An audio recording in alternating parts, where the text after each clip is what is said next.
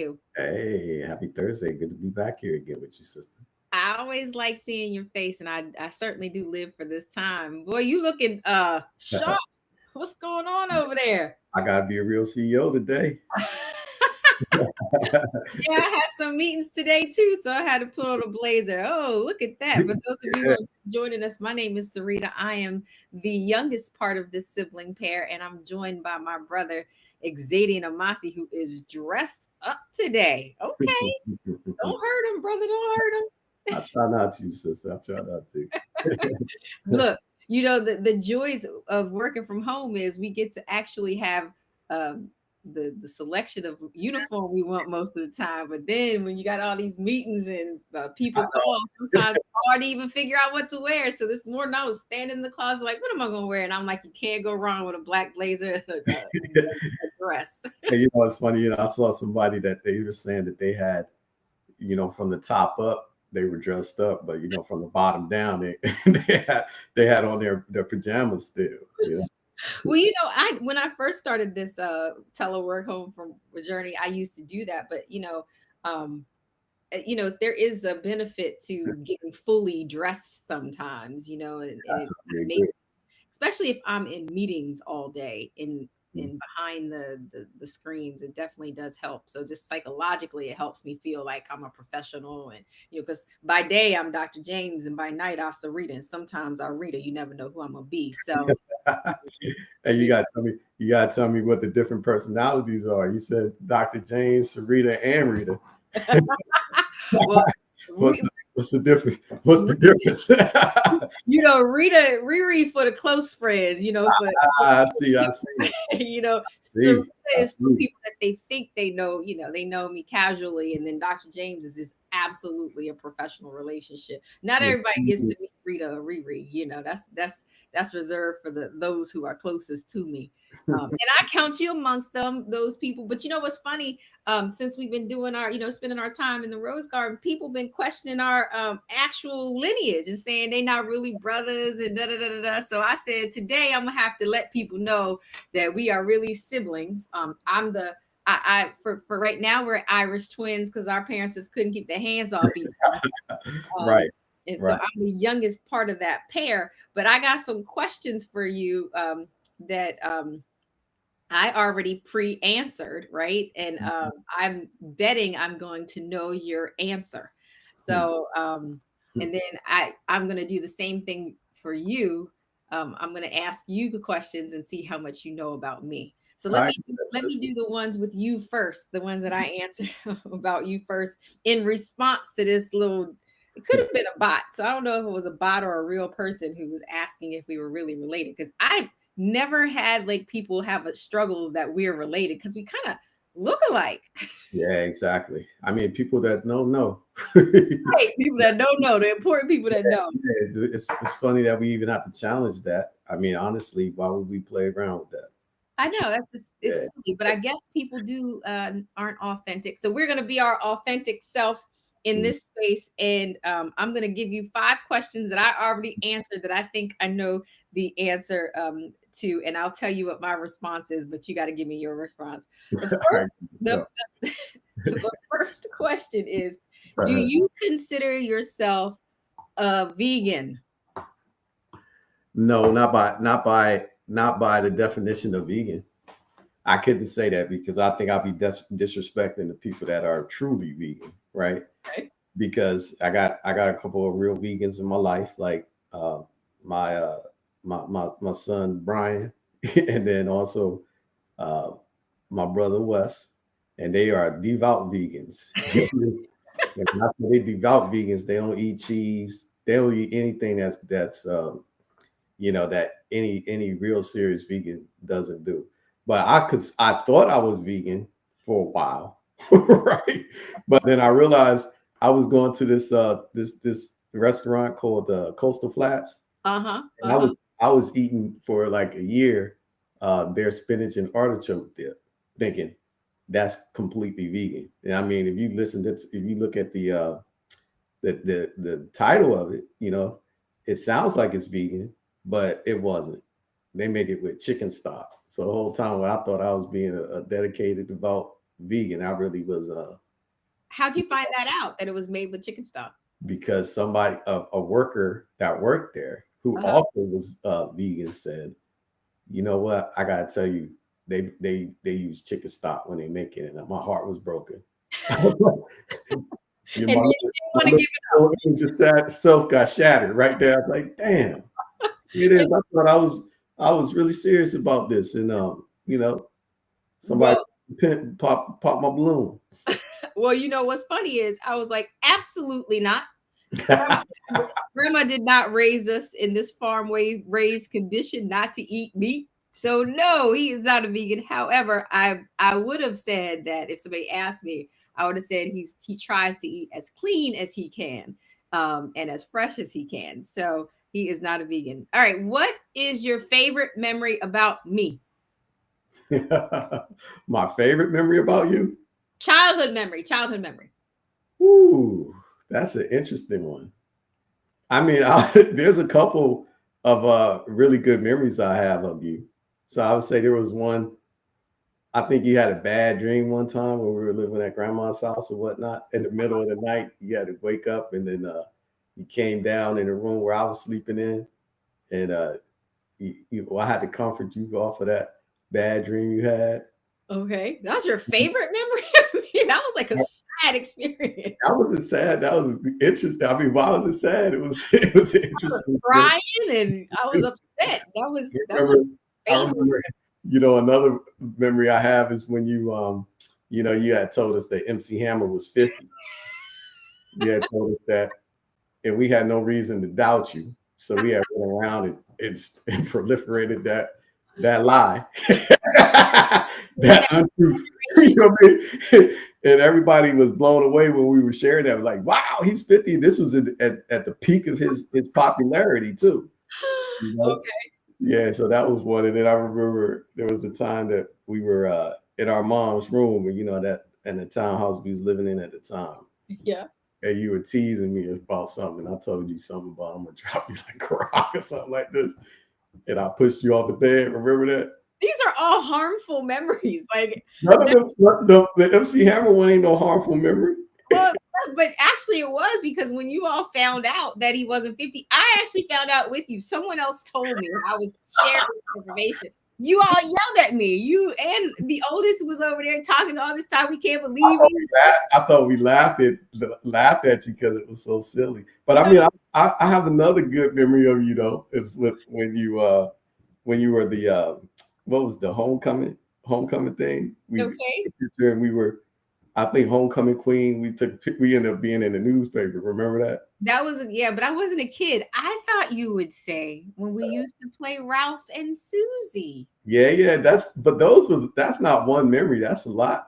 That's a lot of times we did that. Yeah, but that was so great. Like that was like my favorite. Like whenever I think of you as like our time, we were Ralph and Susie. We were the tennis pros when we were the biker pros. Like that was our alter ego when we were right. That was fun.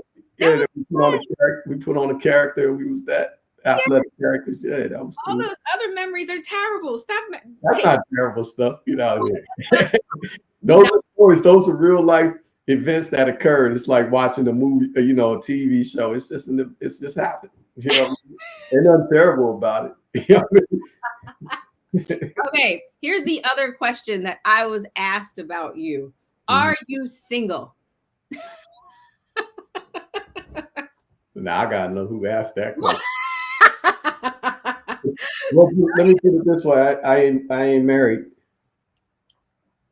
Okay, that's how you're gonna. I had such a better response, and I thought you would do it too. I would say that my brother does not believe in the traditional manner of relationships, and so that's a coded word for him. So single is, does he do things independently, but is he in relationship with people? He has relationships with many people. That's what I would have said. I mean, that's a very professional answer. You know what I mean? Well, I will do this though. If you want to define it in these terms, in the bedroom that I sleep in the bed alone. You know what I mean? In the closet that I have, the closets that I have or whatnot, they're filled with only my stuff. You know what I mean? This So is a very mansplained answer. I reject the mansplain because I'm just saying it the way it is. You know, like I struggle with the sense of saying single because I don't think that anybody is an island. But you know, I guess when I hear that, I'm relating that to a romantic sense, right? Not you know, not being individually single, like by yourself or whatnot. And that's what I said. My brother is not going to answer this question straight. So I was knowing him, I'm going to have to answer it. So I did not know how to say an island as prophetically as you did, but I knew what you were going to say. All right. So here's your questions about me. Mhm. All right. What was my childhood nickname? Yeah, well, dude, I know what it is. You want me to say it? You got Do you know? Which short one? round. Short round. In follow up, did I like that childhood nickname? I don't know if you liked it or not. I don't think you did, but I mean, but it was a cute little nickname, though. I mean, it's not really fitting for you though, because you weren't really short and round, but you know, I was short and round in the beginning. I mean, So, you a baby. Everybody's short and round in the beginning. Everybody's like a little bean in the beginning or whatever. but you You know, weren't. You and the other one was not. You know, you we and were Mo. we were too. We certainly was. We all had the same type of physical makeup when we first were born. I remember y'all being really lanky kids, like babies, and I kind of always had like the shirt rose a little bit on my belly, you know. Man, you weren't like that, man. Get out of But here. but in my defense, as I aged, I fixed that problem. But I do remember when I inherited that. I don't know how I inherited that nickname, but it stuck. Mhm, mhm. Um, all right. What is my favorite color? You should know this. Ooh, the favorite color is it purple? I don't know your favorite color. To be honest, that one I don't know. So Huh? my nephew went all the way to Korea and bought me my favorite color, and he doesn't even talk to me I that much. thought it was purple. Was it blue, green? Something I don't remember. You don't remember what he bought? It touched me. It was pink and green. He bought me the pink and Oh, green. well, which one is the color? The favorite Pink, one. pink is Oh, my favorite color. so red is mine. Red and black are mine. So pink is And it. I would have known that because you always wear red or black, and your favorite shoes are Tim's. Yeah, but they ain't red or black. No, but I know your color because you don't you that's what you wear. That's your palette. And I Yeah, always wear pink. And you even said that one yeah, time. I go back and look at the video. I ain't never see you in no pink. I wear pink You every you, time. you ain't representing that color too well. This Like my red chair right here, right? The black hat. You know, I'm representing those colors every day. man, Oh, you're failing this test. People aren't gonna believe we're really serious. Um, okay. Do I consider myself to be single? no, What no. You're not single material. you does this you mean? wifey material. You like you kind of got wifey genes. What Yeah, does this mean, wifey jeans? I guess to me, there's some people that they got an inclination to be single, but you always have had an inclination to be a wife. I would say you, Okay. you carry yourself in a way to where you want to be a wife. Yes, Yeah. I would agree with you that I would never. I don't dishonor my relational ties. Well, you always have been that way, so that's a good thing. I'm glad that you have been observant of that. And then what would I codify as the worst thing you've ever done to me? I've never done anything worse. Worse is a terrible thing to say, but I've never done anything worse. But you said something about us putting you in a That was a joint venture. What you did to me. what I did. Mm-hmm. I can't think of a thing that I could have done that with reading your journal. Reading my journal. That ain't. I don't consider that worse. I figured that's the first day I really got to know you. I knew you would. I knew you The, would say that. the real you, the real inner you. I got to know the real inner you that day. You know what? I'm going to give you that, but I'm glad. So you know more about me than you think. This really flows well to what I wanted to talk about today, which is about friendships and the dynamic of friendships and relationships. Something interesting happened to me this week where someone I had not talked to in many, many years called, and it was literally like picking up the phone and we had transported to that time. It was so enriching and beautiful. And when I got off the phone, I was like, this is the meaning of friendship. And um, in a time where people are not being good to each other, there were so many things that I took from that conversation. So the first thing that I took from that conversation is this person's willingness to seek and find me, because we were not directly connected. Although I haven't changed my phone number in like 20 years. Yeah, So on a gamble, they called that number. And, I don't know what made me answer the phone, which is kind of, I don't answer strange phone calls because I do be Dr. James during the day. And so people can find you. But I answered the call and I was so happy that I did. It was from it had a different state and everything. And that the person on the other end said, I have been looking for you. And I'm thinking, well, it wasn't that hard to find me because you used my phone number. So like, how did right. But Some effort in there, huh? There was some effort. There was some effort. And then there was some consistency in messaging that I took from our conversation that I'm hoping to bring to you, because this person kept calling me her sister. You're like, my sister, my sister. I'm so glad. Now, there's a Nubian aspect to how some people talk. So I'm not sure, because I'm still learning this person, right? Like we haven't seen each other in like probably 20 something years. Wow. So I'm learning this person and trying to understand what they are now, because again, like who they were 20 years ago, obviously Very wise thinking. Yeah, I can't hold them to that.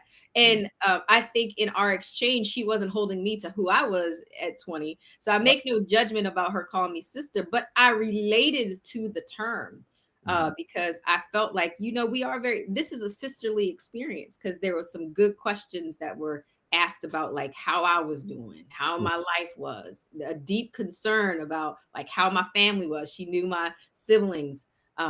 She knew my goals and was happy to hear that I had reached some of those goals. So it was just a beautiful conversation. And she kept calling me her sister. And I recognized something from that conversation, that you don't have to be blood related to someone to have these meaningful sibling-like exchanges. And you've taught me that, because so many of the people who are in your life are like brothers and family to you. So I couldn't wait to talk to you about it, because I would say in the past, I judged you for that. Like, probably because I'm your sister and I want that like title, like I'm your sister and I mean so much to you. And, but you be freely giving away the term. And I'm like, you be giving people titles. I don't freely give it away. See, I think that's the thing that it's interesting, because I have these conversations with the gentlemen that are close to me, like my son and also my brother. Right. I think it's on the surface, it's hard for people to see, the subtle things that happen underneath. Mm-hmm. Because I've never called somebody well, you might do it in words or writing, mm-hmm. but I'm talking about in terms of full out representation. Mm-hmm. I've only referred to somebody being my brother that's not my DNA brother, that's really earned it, and that's only been one individual. Mm-hmm. You know what I'm saying? And then also in terms of my children that are not that I didn't biologically create, I've only gave that designation to one person. Right. And then also in terms of like what you said, going back to the single thing, I've never had a wife. I've never designated someone in that significant role, because those things matter to me. Mm-hmm. So to call somebody family, call somebody friend, it's supposed to mean something. It's a distinction between, like we said some time back, when somebody reached out to me like that, like, the experience that you had and was trying to reconnect to me. It wasn't as as fulfilling or rewarding of an experience because it wasn't genuine. Why I say it wasn't genuine is because I know that they are not my friend for real, you know, and What I do can you see this by their actions. I mean, I think people, and sometimes people might think that you're friends, but I guess in terms of their terminology, I could be. Mhm. But that's why I corrected it and was like, hey, you know, we're just associated strangers. You know what I mean? We're not really friends. And then there's some people like, you know, let's just say uh, females, right? Who we may have grown up with in the past. And, you know, they could have been our neighborhood neighbors or whatever. But, you know, they're part of our community from the past. And they might reconnect with me and then say, you know, you're like my brother, or, you know, I feel like I'm your sister. And I'm like, no, I got enough sisters. Mhm. For real, you know what I mean? I got two sisters for real. And then a half sister that, you know, that we're not really connected with. Mhm. But I ain't looking to make no more sisters like that, you know what I mean? And I don't really have a person that I can embrace as being a sister that's not, you know, wasn't born by our parents, from Mhm. our parents, and also that had our shared childhood experiences. Well, it So sounds like though that you have room for it, because but what you said before was that what you pay attention to is the actions, and so it yeah, seems there's maybe not been people who've given you those actions. But I think that you do bring up an important point in relationship development and in being in relationship with someone. It is a reciprocal experience, and so one person may be receiving, like this young lady that reached out to me and mhm, looked for me, and I'm saying looked for me, but it really wasn't that hard. Like I said, the phone number wasn't changed, so right, I think right, by the gamble, but maybe she was asking questions. She said that she had tried to I was not on social media for some time, so it was harder to find me in that traditional, I guess, how people outreach. But what connected us was the reciprocal nature of our interaction. And I think too often people don't pay attention to what's going back and forth in a relationship, because there's a lot of people who are in relationship just to be parasitic. Um, and that's those parasites take what they need. right. And what I enjoyed about this conversation was we gave each other what we needed. Yeah, In this experience, I needed community, and I needed a bigger community than what I had now and who knows me now. I mhm. did need in that moment, which I wasn't even aware that needed. I needed in that moment someone who knew me then, who could then appreciate the now, Yeah, because so you could connect to the continuity of your evolution. absolutely. I love that. See, this is why we hang out together. Because see, I can't say that the way you say it. My brain don't work. The continuity of the evolution. The continuity of that evolution really descriptively describes what it felt like to be in community with her and to be sharing an experience that's been dreadful. You know, having to be a part of losing contracts and having to rewrite our business model and um, be in this experience that we're going through. She reminded me of some childhood tenacity, things I forgot. Like I think I probably appeared tougher to people than I really was back in the day, or we all did. I don't know. Things that I forgot about myself that were bold and courageous. I needed to hear that, and I needed to hear how we survived certain experiences and how that connected to the now. So in our in and I think there were things that I gave her as well that were very reciprocal. And I think that that's what you're describing is like when relationships are reciprocal, they become meaningful. I think the hard part is a lot of times we are not retracting or attracting or expecting reciprocity because you know, truth be told, we've interacted with a lot of people in our lifetime, and Right. the majority of our relationships I would say are parasitic in some way, especially from like employer to employee. You know? I think, like you said, honestly, the reason why, you know, these things that are actually meaningful, because when you dissect what meaning is, it's like, you know, a valuable purpose, right? Mhm. And then, you know, I would look at that and say, well, all relationships have the potential to be I guess you would say negative or positive, right? So like if you're a parent, it's a parasitic relationship too at first. Right.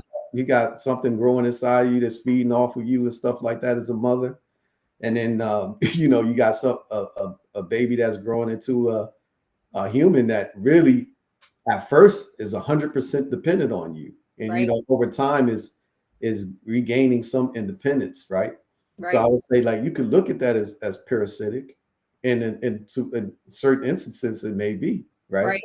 Right. But I do think that where it can go deeper, and where the meaning actually comes in is like the underlying love that exists there, right? Yeah. Or whatever the word love is really describing, the I would say the multiple emotions, thoughts, and conditions and circumstances that exist that love describes. Yes. Yeah. So truth be told, though, I like what you said about the reciprocal thing, because I was thinking about the anatomy of apology that you had brought up. Yes. And I was thinking that from what we had discussed was really the side of the person that was the quote unquote villain in the situation that had caused harm. Right. And what their responsibility is, right? Mm-hmm. But then but we never did discuss the reciprocal side, which is the person who was the victim. What their responsibility is in allowing healing to happen, on both sides, right? And their commitment to that relationship as well. Right. Because I feel like the very first thing is, the black and white, right? Mm-hmm. The 0 or 1. The binary, basically, which is, do you want it or not? Right. You know what I mean? Yeah, right. It's simple, yes or no. Do you want it or not? If you want it, then there's only one path. It's only one kind of a way to get there. If you don't want it, then no matter what happens, it ain't gonna happen, right? So I think we scratched the surface on that, but we didn't give the other side of that piece. I love the way that you said the reciprocal piece on this one. Right. No, and I appreciate that, because I do think that was missing in the conversation. But we only have an hour because both of us have But I think the other thing that I think was important, and I learned from this experience, because I left that exchange and we talked on the phone, and probably this will probably be like nails on the chalkboard for you. We talked on the phone for 2.5 hours. Okay. So that's probably atypical for any interaction that you would have. We talked on the phone for 2.5 hours. And in those 2 hours, not only did I feel supported, cared for, listened to, but I was giving that back to someone else. And I feel like that's what's missing in relationships. I hear that there's a loneliness epidemic. All these researchers, psychologists, people who are working in the world talk about people are so lonely. And that might be true, right? But I think also people are not willing to actually be in relationship with one another. 100%. I totally agree. That's the actual discussion, not this whole idea about loneliness, this loneliness epidemic. It is that from this human perspective, we have not been reinforced. And I don't know when that happened, because I can say at least when we were growing up in the early 70s or late 80s, there was a discussion about what to do in relationship, how to make friends, go say hi to that person and invite them to your house and do all those things. And so there was a especially under grandma, right? Grandma, there was like, before we walked out the house, wasn't there a dialogue about how them Jordan kids was supposed to behave? Well, I hear you on that. I mean, she had a standard by which we were supposed to have some sort of personal etiquette and behavior for sure, right? Because that reflected her, right? And so I get that piece. But also she was helping us, because he was teaching us without. I mean, it's kind of hard to tell kids like, this is going to be for your better good, right? at like 3 and 4 and 5 and 6, 7 years, no, they're not going to understand that this is for the betterment of self. So it was also for us. I mean, there were real lessons about what will happen if, you know what I mean? So no doubt about it. But I think that's mindset leveling, right? Because honestly, right, I believe that everything starts with the story that you're telling yourself. Yeah, so that's why, you said this thing about people feeling lonely, right? Mm-hmm. I love the theme of the reciprocation, because it feels to me, in my opinion, it feels equally as good when somebody is there for you, um, and also when you are able to be there for them and you know it. You know what I mean? So like, Absolutely. but I believe that when you know that you are ready to actually be in a deep relationship of any kind, it's when you feel like you got a lot to give. I mean, you can break that down to just being in business, for example, right? Mm-hmm. You Mm-hmm. can't be in business if you have nothing to offer. If you got Right. a product or service and nothing to offer, there's no business, right? Now, brother, in this business, I've been sending you videos of people who are a business, and it don't seem like they don't have nothing to give but tomfoolery. But I'm gonna go with your thought. Go Yes. ahead. So if seriously though, you got to have some kind of product or service to offer to be in business. Okay. So if business if business is a reflection of like personal relationships, Mhm. and before you can ever think of being in a relationship, you got to have a lot to give. So the first indicator that you're able to be in a friendship or a marriage or whatever it may be is knowing that I have a lot to pour into this individual, right? Right. Or Right. to the connection. And then by virtue of you being able to pour a lot into it, obviously, whoever you're connecting with, we going back to the business, the market that you're connecting with got the thing that you're looking for, which Right. is whatever you're doing for the business. If it's a for-profit business, it's the revenue, right? Right. So they got a budget and they got authority to buy, right? Right. You know, Right. Right. so they're gonna give you what the value that you're giving them. So Right. when you're ready to be in a personal relationship, you're ready to pour into a person and they ready to pour into you, right? Right.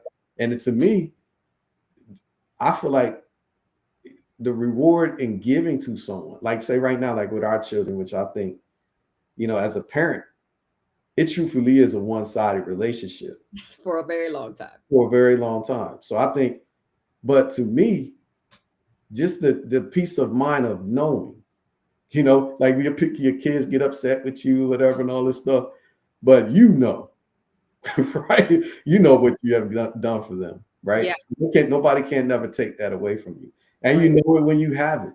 When you Right. put You them do. down, you know, you Even know. if you're not willing to admit it. You know what I really loved, and I don't know who I heard this from. It was somebody that I don't know that I would have normally listened to.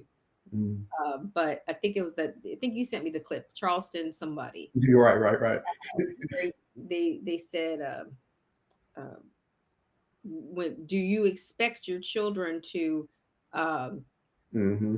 give take care of you because you've taken care of them? And I have always said no, but the brilliance in Charleston's answer was like, they're the product of your choices, Yep, yep, exactly. and they don't owe you anything about your choice, in relation to your choices. And I think again, people don't see it that way, No, right? they Children expect it. they expect it. And I will say that children aren't really an investment. When you look, there's no investment and there's not a lot of return on your investment. I've had a lot of proud moments and I had a lot of experiences, but it's like from day one, there's nothing that could balance what has been given, nor do I expect it. But I think people don't necessarily tell the truth about parenting.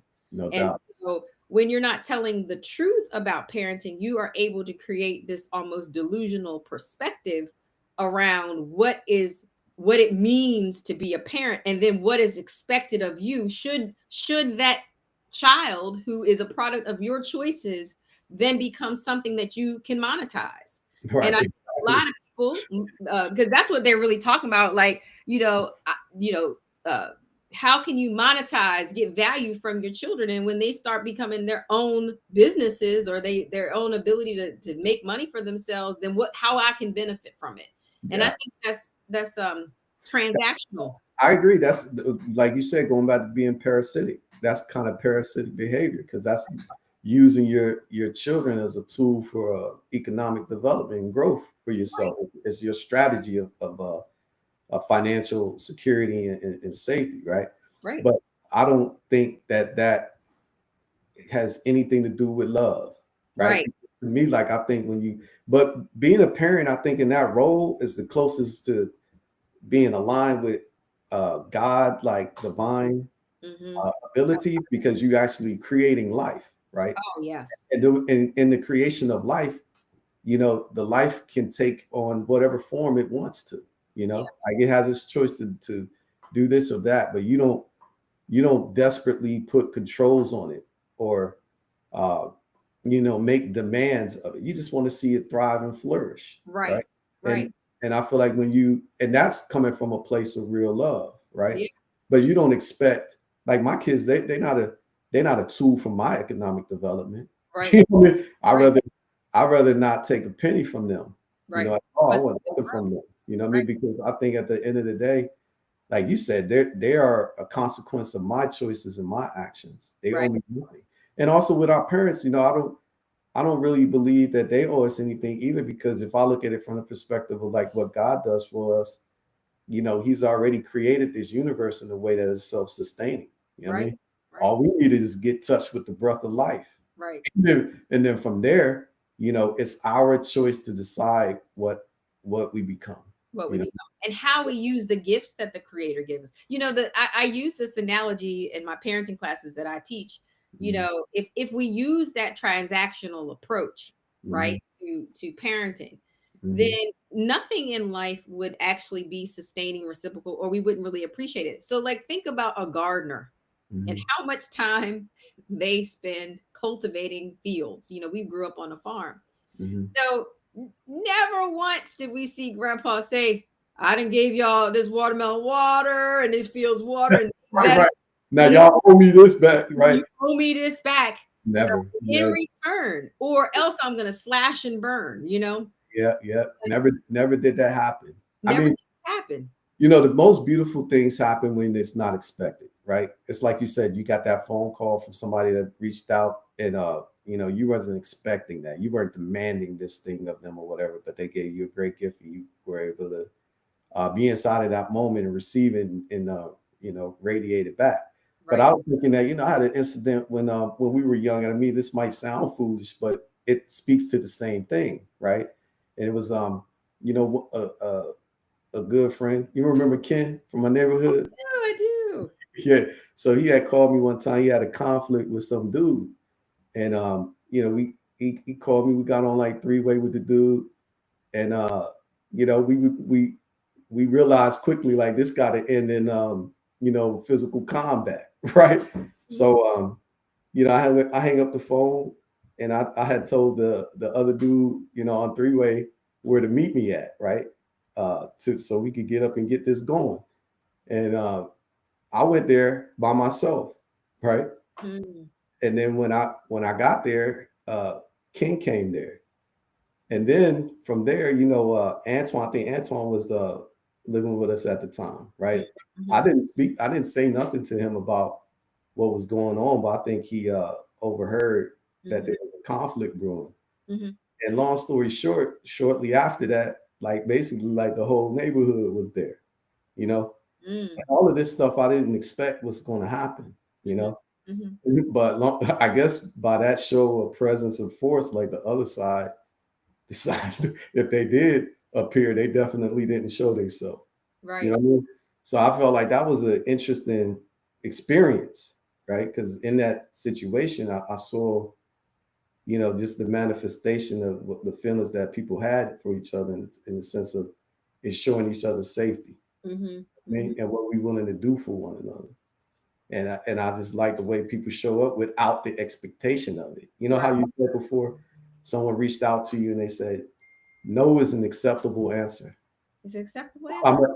I'm gonna ask you for something, but it's No. okay to say no about it." Right? Totally acceptable. And we have to in relationship be able to do that. Now, I do have to say, I got a call. I love that was a really good analogy, brilliant story, but I think it also highlights, which is a conversation for another time, just how primitive we are in childhood, where we gave ourselves two solutions to that. Now, I say Yeah, all So it either's going to have to end in physical. The conversation didn't work, so then the physical was the right. And then with the physical, I needed more people. I think we do need to dive into that. I didn't go there with the thought process of I need more people. I went there. I hear you, but that was the net effect of it. That was the kind of net effect. And so I bring that up because there are still, we're middle-aged people. Right. So middle-aged people are still problem solving in that very adolescent way. And I bring that up because, again, people are talking about all these relational, interpersonal challenges, which I do think we're having interpersonal challenges, but I think it's a sum of what we're also putting out into the world and what we're accepting as appropriate ways to display what it means to be man, what it means to be 100%. I totally agree. And I think we need to change that because almost every time, the algorithm on these on that internet, and I stayed off the internet for a long time because I didn't want to be sucked into the algorithm, but I'm in it now. Okay, I'm in it now. The internet that grabbed me. So if you start to swipe things, you'll start to see something. So last week I was in the internet, and it was like this dialogue about it's centered around negative dialogue around Black men and Black women and their relational issues. Now, I don't normally look at stuff like that, so I would say that's not a common theme on my thread. I usually am more geared towards these are like the like you said, like good husbands and wives, and good how we be right. Now you in the rosy glasses or whatever. Yeah, you're looking at the world through the rosy colored lenses. Yeah, well, I'm Rose Carter's grandchild. I don't get to use glasses. So, long story short, I got sucked into this like 2-hour swiping fest of just what a negative experience it is for both parties, Black men and Black women, to date. I'm glad you did that to get some background insight into what's going on today. Yeah, it was insightful. But the thing that was missing from all of it, which punctuates this conversation today, was the reciprocity that was needed in the relationship. So woman describing, I can't get no meal, I can't get it, all these things. And the man saying, I can't even get a hug in the morning. I can't get no, I gotta rub on the leg like 5 times to say, am I gonna get anything from you? All these like negative experiences, but it was never about how we can uplift each other. And we weren't positioned in a way where we recognize that a part of humanity is that you need to care for someone, but we need to also invite caring in like that. So, if you ain't got to rub on my leg 1,000 times, but it might be nice for you to greet me. Well, I can say as above, so below, right? The microcosm reflects the macrocosm. Right. There's always this dichotomy inside of every individual. I would call it, if you want to put it in intellectual terms, just intelligence and ignorance, right? Okay. So we got intelligence to where we can, do certain things like fly a plane, across the other side of the world in one day, take a ship outside of the atmosphere and all of these things. So that's what our intelligence does, right? Mm-hmm. But our ignorance, destroys things in the process of us doing that. Right. Yes. I say all that to say, how can an individual expect to be able to create these healthy, reciprocal relationships when inside of their own self, the relationship they have with themselves is in conflict? They doing most people doing self-destructive behavioral things. They're not doing things that I think would be complementary to their own self. Because just like you said, when you do the research on the interaction between male and female right now, I mean, first of all, male and female complement each other in the sense that that's needed for us to exist. So to have a conflict between male and female means that we're going to extinct ourselves. Yeah, it's an existential crisis. We are creating our own existential crisis, which is true. But the other, I think, I think I want to just highlight, I agree with what you're saying, and I'm thankful that you put it in those terms. I just want to highlight too, that there is you said, what are some things that we can do to build a relationship? One of them, it seems like to me, is to stay off the internet. You know, Right. get off of it, because if 100. you are if I could be sucked in for 2 hours, okay, Right. and it was like it was almost this psychic blindness of like scrolling and watching the tomfoolery that was in front of me, when Yeah. again it was not um it was nothing helpful. There was no couples talking. It was It's these people. addictive. Yeah, it's addictive. And it was no like, okay, here's the human side of these experiences. It was more of these kind of diatribes. And I was shocked in some, my brain kind of went into a little like shock when I was like, Vice shop. right, like so many, like there was like one was like it had like 48,000 likes, Wow. of this Because of that, the immorality stuff. right, and what they were saying, and it was demeaning. And so I said, if you want any piece of advice, is like stay off of that, because like you can find like agreeable moments, because everything that's agreeable is going to come together, but then really reflect on how you are showing up I agree. in a relationship. How do you make yourself available? How do you make yourself um uh open to receive someone else's love? Like, I think there are people like, I can only come from my perspective, whereas I really want to be to resonate love, and to Mhm. produce that in all my interactions, even in interactions that might be conflict ridden. Mhm. My goal is to resonate love. Then Mhm. if that's your goal and that's your intention, then that will be reflected through your interactions, your the way you communicate, how the people you surround yourself with. I like that. um It goes back to the narrative, the mindset leveling, the story yeah. of yourself, and you saying the story I want to create is a love one Right. based on love. Yeah, I totally agree. Right. And that was what, to bring it back to the lessons from grandma, that's what she was talking about when she lined us up and said, this how your little Jordan kids gonna behave. This is who you representing, and this is why. Mhm. Here's the consequences of that. And so I think we don't have that adult dialogue with ourselves. If I act like this, this is what's gonna happen. We just impulsively behave and believe that everybody is supposed to adapt around you. Now, I do understand that we're in this kind of nature versus nurture experience. And when we have such public models of Mhm. people behaving and interacting badly, it's much more difficult to Yeah, manage yourself. But yeah, you do get a choice. And I think that's the biggest part of being human, is we get to decide how this begins and how this ends in every scenario. It might not feel good, but we do get to choose. And you making choices that make you paint you in a negative light, especially when you middle aged. Like, these weren't young people talking about it. I could almost give young people a yeah. pass.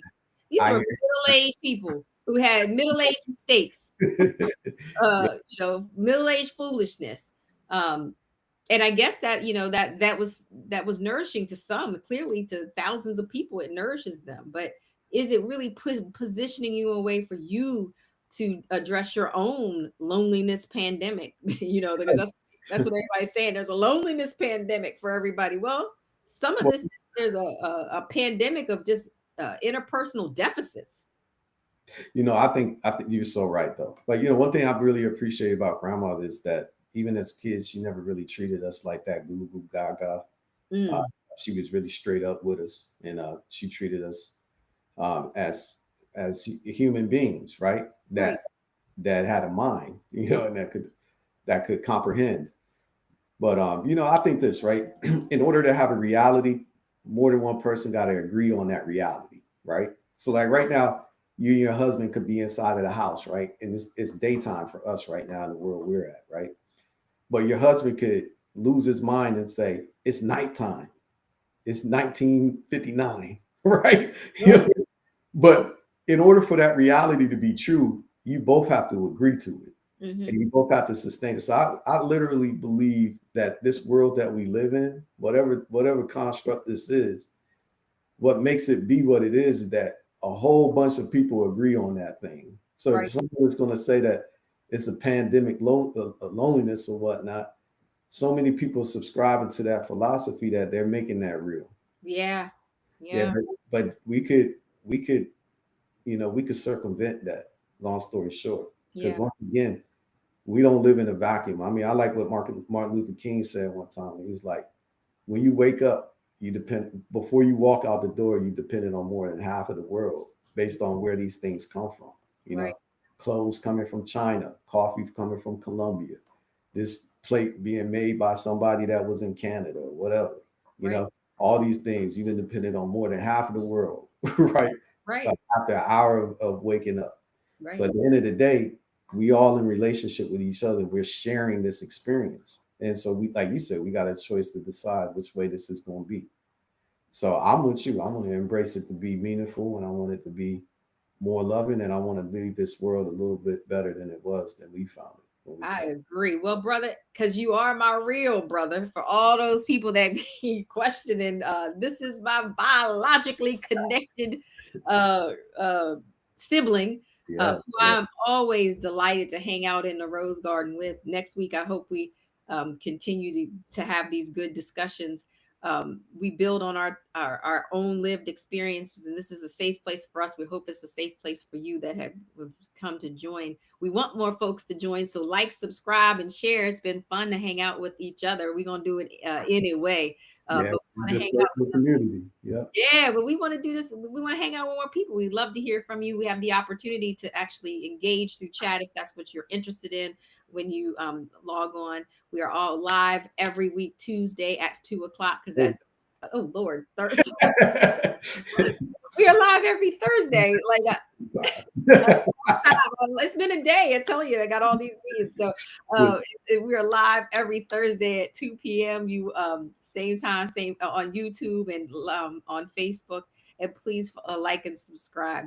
I always end, brother. Do you have a Dude, business I you want actually, to shout out? yeah. I actually have this gentleman named Kevin Kelly. I don't know him personally, but he's the founder and CEO of this chain restaurant called Kitchen and Cocktails. Mm-hmm. It's in a couple of urban One in locations. Dallas, or was it or Texas? I went to one in Yeah, Texas. yeah. There's one in Texas. I think there's one in Chicago. There's one in DC. So that's the one that I went to. I think in DC, Silver Spring area. Uh-huh. Yeah, anyway, I thought it was phenomenal. One the just the concept overall, but I heard him sharing his story about how complicated it was for him to build that up. Yeah. I think he was coming from a background of being an attorney. He was in the legal field, and he switched that into uh, you know hospitality and food service and whatnot. And he was just talking about the barriers to entry for him and just to see how he's been able to take off with that brand. I commend him greatly for it. And I think Absolutely, it was great. I had a good experience too. It was in Texas. I don't know, maybe it was Dallas. I can't remember, but Texas is so big, but it was in Texas, and I had a great experience too. So shout out to, what's his name? Kevin Kelly. Kevin Kelly, the Yeah. KK. Kevin Kelly. Kitchen and Cocktails is his Kitchen and brand. Cocktails. I love it. Go support that wherever whatever areas it's in that's close to you.